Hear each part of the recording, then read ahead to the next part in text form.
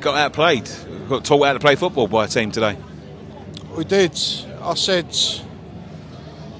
for numerous weeks now,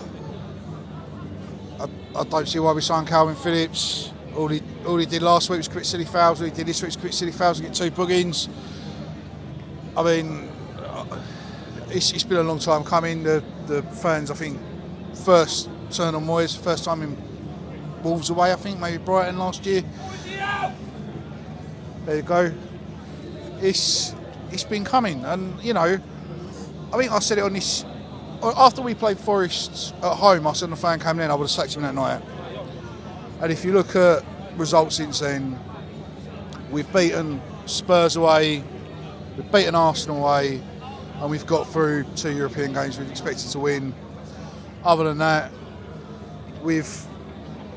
it's been just pretty horrendous. And you know, you take those high points out of it. You know, I don't want to say I told you so, I don't want to say I was right, but that probably was going into that national break with hindsight the right time to sack him, the right time to make a change. I mean, it just don't get any better, does it? You know, you lose 6-0 at home, you want a reaction. We just don't know how to play football, Dave. It's so obvious. Yeah, and again, you know, we're losing a game, and he can't make substitutions to have any effect or impact. And that's becoming more and more obvious week in, week out, that he can't use substitutes to change the game. At the end of the day, this squad, as I said last week, this squad's on him. This is his squad. He's had 4 years here. And while we're on the subject, like, we must be the only club in the world run by an indecisive billionaire. You know, billionaires are rich people. They see things, they make decisions. They're quick, they're snappy. And we've got a guy that he apparently can't decide if he wants to give him another 2 years or not. Like, after 4 years in charge, Dave, do you not know what you're getting by now? Because we all know. We're watching it week in, week out, and it's getting worse and worse. And you know, realistically, Brighton will probably get a result against Sheffield United tomorrow, and they'll probably leapfrog us. Yeah, Chelsea, Wolves, I think they're 2 points behind us. Chelsea are 2 points behind us. Obviously, they can leapfrog us if they can pull off an upset at the Etihad tonight.